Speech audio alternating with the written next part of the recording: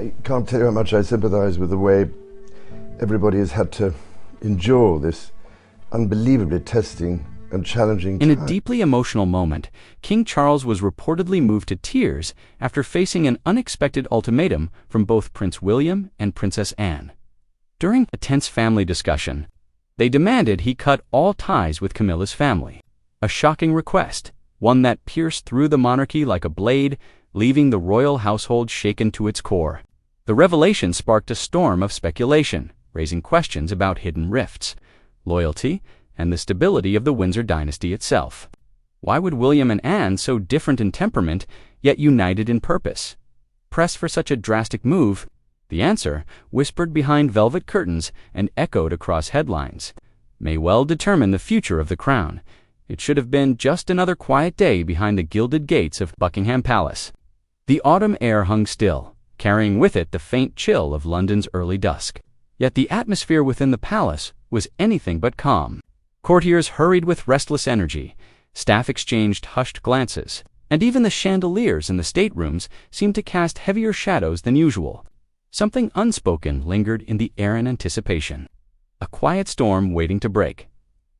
The unexpected ultimatum, delivered with cold precision by Prince William and Princess Anne, cut through this tension like a knife. The demand was simple in its wording, but seismic in its implications. Camilla's family must be removed from the royal circle. Their influence, their presence, even their symbolic place at the margins of monarchy, could no longer be tolerated. This was no mere family quarrel. In challenging the inclusion of Camilla's children Laura, Lopes, and Tom Parker, Bowles, William, and Anne were striking at the very core of how Charles had envisioned his reign. He had sought to weave together past and present, blood and marriage, into a fragile tapestry of unity. But William, carrying the weight of his mother Diana's memory, and Anne, guardian of tradition and discipline, saw that tapestry as tainted. They believed the monarchy's strength lay not in compromise, but in clarity. And that clarity demanded sacrifice. For King Charles, the blow was devastating. This was not the outcry of distant critics, nor the murmurs of discontent from the public. These were the voices of his closest blood. William, the heir to the throne, whose destiny was tied to the crown itself. Anne, his stalwart sister, the embodiment of loyalty and duty. When they spoke together, their voices aligned. There was no mistaking the gravity. It was not suggestion, it was ultimatum. Tears welled in Charles's eyes, not only from the pain of choosing between family and duty, but from the cruel reminder that his decades-long pursuit of acceptance had never truly been fulfilled. Camilla had stood by him through scandal, ridicule, and years of exile from public favor. To see her family now cast aside was, to him, a wound reopened, one that questioned not just his choices, but his very judgment as king. The confrontation itself was raw. Accounts from those close to the room describe raised voices, silences heavy with meaning, and Charles's breaking composure as William spoke with steely determination. "This is not what the monarchy is meant to be," William reportedly declared, his tone devoid of hesitation. "We cannot allow outsiders to shape its course. Not now, not ever." Anne, characteristically less emotional but no less firm, added weight to William's stance. Her words, sharp yet measured, carried the authority of experience. "We have weathered storms before. We endured scandal, betrayal, and loss, but survival depended on discipline. Camilla may stand beside you, but her children cannot stand within this circle. The monarchy must remain untarnished, whatever the personal cost." The palace walls, so often silent keepers of secrets, bore witness to the clash of power, love, and duty. In that room, three legacies collided: Charles's desire for reconciliation, William's demand for protection of Diana's memory, and Anne's uncompromising devotion to tradition. The result was not a decision, but a fracture. Days later, Buckingham Palace released a terse statement, carefully worded, polished by courtiers. It spoke of structural adjustments to the royal trust as part of a broader effort to safeguard the monarchy's integrity.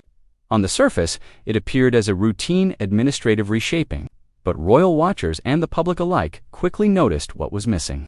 Nowhere were Laura Lopes or Tom Parker Bowles mentioned. Their omission was deafening. In the language of monarchy, silence is never accidental.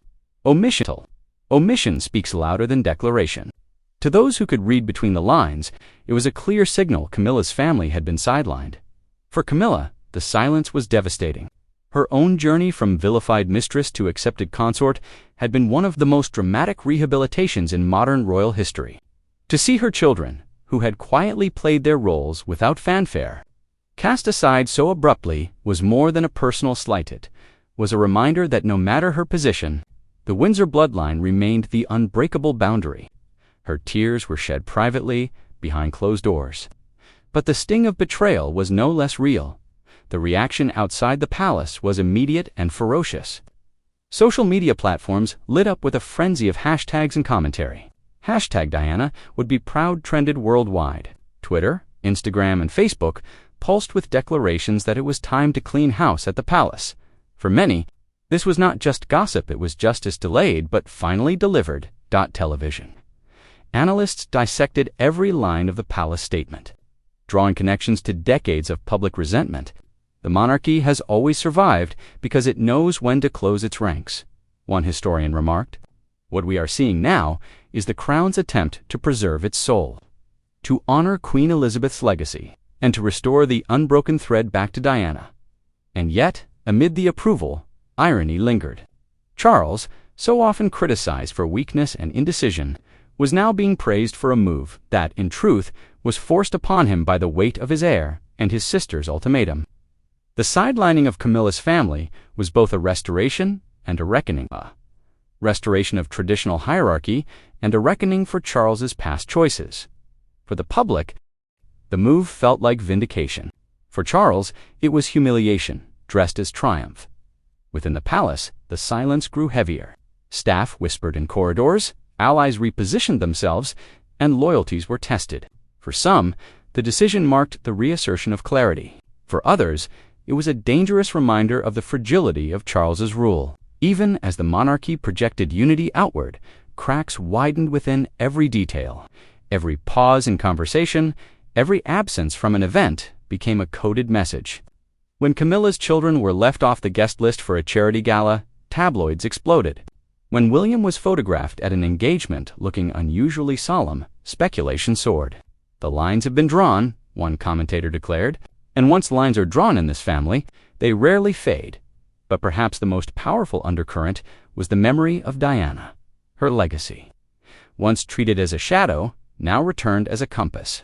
Every choice seemed measured against what she would have wanted. Every act weighed against her values. To the public, it felt as though she was once again guiding the monarchy from beyond the grave. The throne may endure, but its foundation is being rewritten before the world's eyes. In the corridors of power, silence is strategy. But in the hearts of millions watching, silence spoke volumes. And so the question lingers. What secrets lie behind the palace shakeup? Who is truly being sidelined and who is quietly pulling the strings? The story is far from over. This was only the beginning of a storm, one that promises to test the monarchy's very soul. Princess Anne had always been a figure of discipline, restraint, and loyalty. Her role in the monarchy was not to seek attention, but to preserve it. To maintain the invisible codes that had kept the House of Windsor standing through wars, abdications, and scandals. But something within her shifted when Camilla's children began gaining visibility.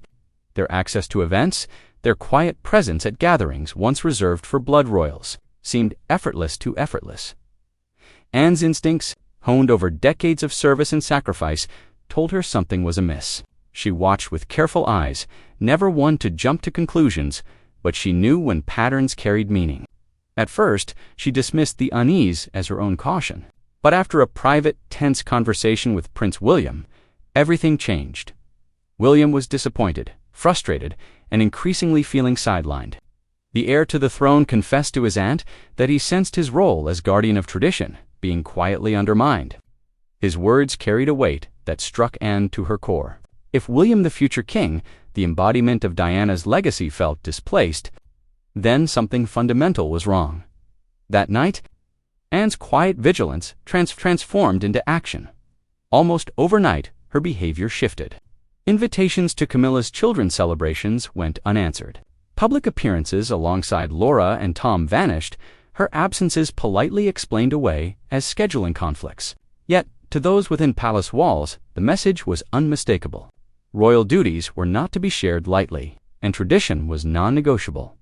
Anne's intervention was not rooted in personal rivalry. She had no interest in competing with Camilla's family. Her concern was bloodline, heritage, and the invisible rules that had preserved the monarchy for centuries. However well-mannered, however discreet, Camilla's family had crossed a line. Anne could not ignore. She decided the matter had to be confronted at the highest level. In a private meeting with King Charles and key advisors, Anne made her position clear. Her words, calm but unyielding, carried the weight of history. "You are the king," she reportedly told her brother, "and you are your mother's son." Her tone was firm yet measured, not cruel but resolute. It was a reminder that the crown's stability must come before convenience or favoritism, for the first time in his reign. Charles faced an impossible choice: loyalty to his wife versus preserving the monarchy's foundations. Anne's words cut through both the personal and political fog. She warned that weakening principles for personal gain could invite historical judgment that would not be kind. She was not there as a sister, indulging in palace intrigues, was there as the guardian of a legacy, the custodian of a sacred trust passed down from Queen Elizabeth herself. The effects of her intervention spread quickly. Within days, the public sensed the shift. Headlines speculated, debated, and in many cases celebrated Anne's decisiveness. Tabloids praised her as the embodiment of Queen Elizabeth II's integrity and discipline. Restraint. Commentators reminded viewers of her decades of tireless duty, of her reputation for being the hardest-working royal, and of her unmatched sense of responsibility.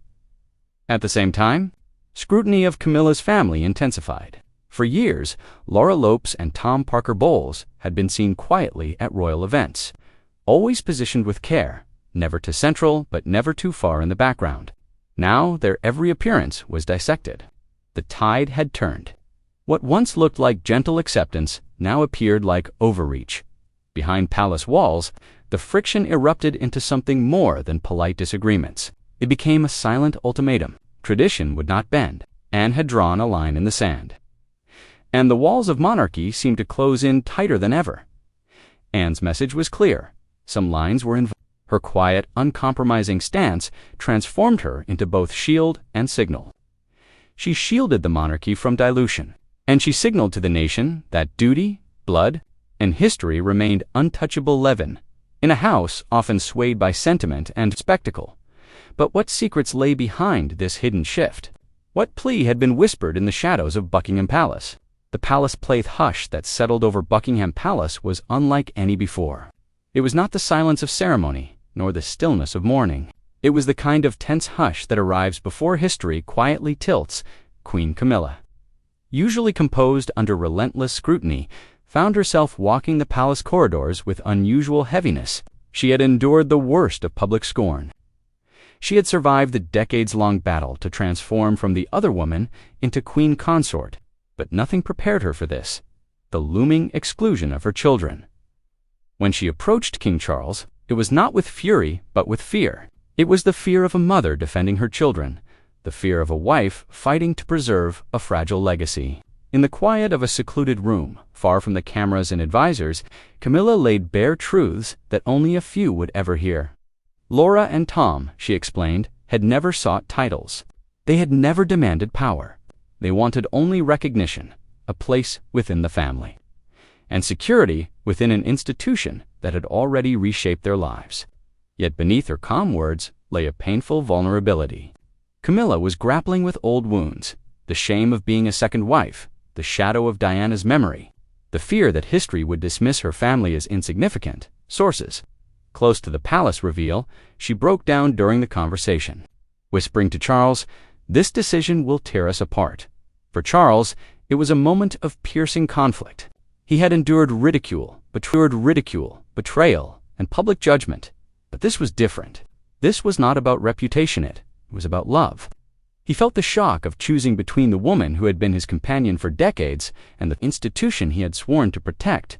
Outside the room, advisors fretted. Some urged caution, others pressed for delay. Still others whispered that compromise might soothe tensions. Yet even as they strategized, the unexpected happened.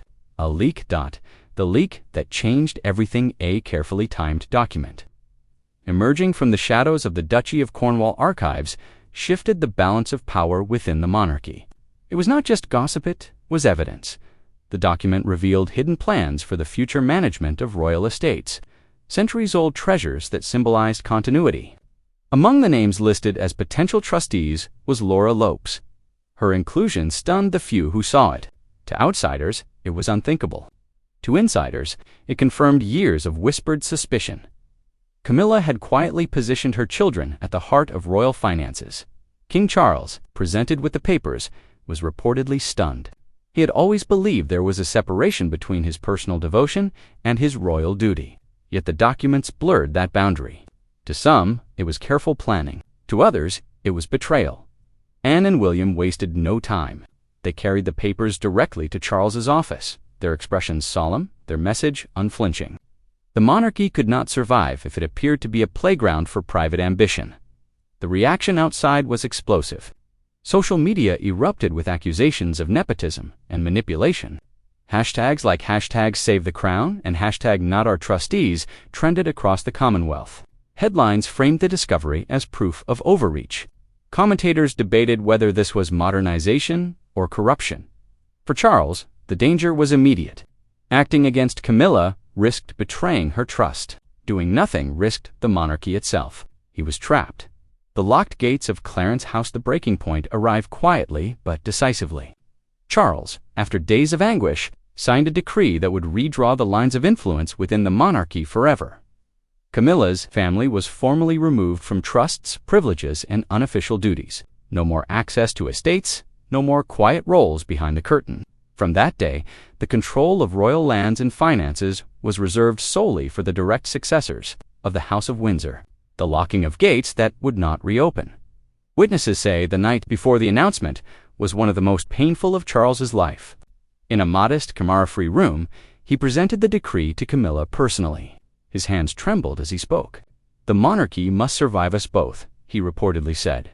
His words were of duty and heritage, but his eyes betrayed heartbreak. Camilla, according to insiders, listened in silence. She maintained a stone-like composure, rose slowly, and left the room without a word. For the first time in decades, the Queen Consort seemed utterly alone. The monarchy had chosen its path. But at what cost? At what cost? The consort, once a central figure in the heart of the monarchy, began to fade, not in scandal, not in fury, but in silence. She became a ghost in her own home, a woman caught between duty and love. Stripped of influence by forces far larger than her will, the reality before her was cruel and inescapable. Camilla, the woman who had endured decades of judgment, whispers, and scandal, now faced the undeniable truth. She and her family would forever remain outsiders. The days that followed the king's decree were heavy with absence. Laura Lopes and Tom Parker Bowles, once familiar faces at royal gatherings, withdrew entirely. They avoided public appearances, declined invitations, and retreated into private lives. Their silence was not just avoidance, it was a statement. Every headline, every missing photograph, every unexplained cancellation spoke volumes. The world could see what the palace refused to admit openly. A royal line had been redrawn, and they were no longer within it. Yet even in retreat, traces of resistance remained. In podcasts and subtle interviews, friends of Camilla's children hinted at polite distancing. Laura, speaking in coded language, emphasized that family comes first. Titles mean little. Tom, often sharper in tone, remarked during a culinary interview that power is fleeting. But heritage lingers. For those listening closely, the message was unmistakable. They were wounded, yet dignified. Cut off, yet unwilling to sever ties completely. It was an exile, but not a surrender. Outside the palace gates, the mood was strikingly different. Crowds gathered in London, waving banners and shouting in triumph. For Diana, for the bloodline, echoed through the streets, cheering fans held up photographs of William, Kate, and Anne, heralding them as the rightful guardians of the monarchy's integrity. Commentators called the king's decree a masterstroke, a bold strategic reset that reaffirmed trust in the crown. Headlines praised William and Anne for standing firm, for defending history against sentiment. But beneath the jubilant surface lay whispers of unease. Some wondered aloud, was Charles's decision truly his own, or was it forced by his heir and his sister? Had the king bent to pressure, or had he finally recognized the weight of tradition? Analysts pointed to his face during the official reading of the decreeist words firm, but his eyes haunted. It was the look of a man carrying both victory and heartbreak. Meanwhile, Clarence House, once Camilla's sanctuary, grew eerily quiet. The apartments that had echoed with laughter, family dinners, and late-night discussions now stood still. The trusted advisors who had surrounded her were gone. Rooms once alive with warmth now resembled a gilded prison. Camilla remained queen in title, yet her power had been dismantled by the very decree meant to protect the monarchy. She was present, yet isolated, seen, yet unheard. The contrast between public triumph and private sorrow was brutal. On the surface, the monarchy appeared stronger than ever, united in legacy, tradition, and the bloodline. Behind closed doors, however, a family fractured. Loyalty, love, and survival collided in silence. It was a monarchy preserved by sacrifice, but at a devastating personal cost, and so the question lingered. Could the walls of tradition withstand such upheaval, or had a new order quietly claimed its place within the crown? The quiet fall of a queen consort, the palace gates, had always been a theater for power, pageantry, and whispers, but never had silence carried such weight. The queen consort, once central to royal life, began to fade not with drama or scandal, but through absence. It was a slow unraveling, a quiet fall that unsettled courtiers and confused the public. Engagements disappeared from her calendar. Without explanation, familiar faces Laura and Tom no longer walked the royal hallways. The grand dinners that had once echoed with her laughter became muted affairs, stripped of warmth and intimacy. Even Charles, her partner through decades of controversy, seemed distant. Their appearances together grew rare, and when they did stand side by side, body language betrayed them. Smiles were thin, conversations clipped, and moments icy. Palisades whispered nervously. Some claimed Camilla had become withdrawn. Her once commanding presence softened into ceremonial routine. Others believed she had deliberately stepped back, recognizing that her time of influence had ended. The tabloids, hungry for scandal, speculated wildly. Was she ill? Miserable? Quietly retiring from the monarchy she had fought so long to enter? The truth, however, was more devastating. This was not illness, nor a voluntary retreat. This was history in motion, a precise, calculated realignment that had unfolded over years, now completed in silence. The final stroke weeks later, a sealed document was delivered quietly to the Windsor archives. It carried the king's signature, his personal seal, and the weight of centuries of monarchy. Inside, it laid out the final step in the internal chess game that had defined his reign. A new trust protocol was enacted. From this moment forward, all estate management, ceremonial influence, and financial oversight would rest solely with direct heirs of the bloodline. There would be no space for in-laws, no trust roles for stepchildren, no blurred lines between monarchy and family convenience. The future of the crown was now firmly in the hands of William, George, and Charlotte, their roles preordained, secured, and untouchable. For Camilla, this was the end. Her hopes of shared authority, of leaving behind a legacy for her children, dissolved into nothing. She had fought for decades, endured scorn and scandal, stood at Charles's side when the world mocked her, and risen to become queen consort. Yet in the end, her influence was erased with a stroke of the king's pen.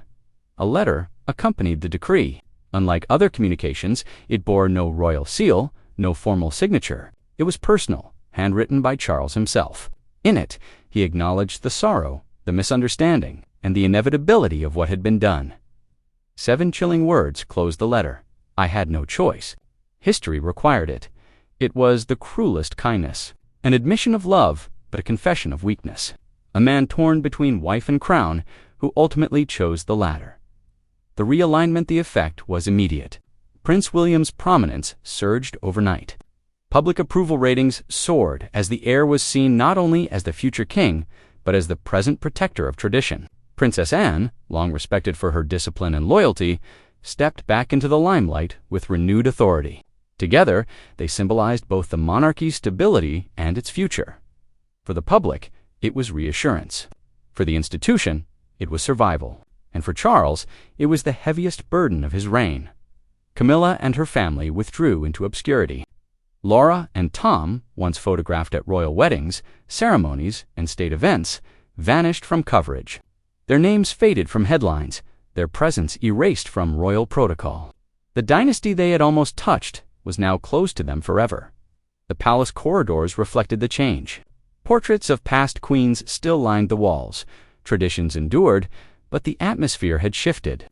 Power had been reclaimed by the bloodline. The queen consort had become a figurehead, a ceremonial shadow.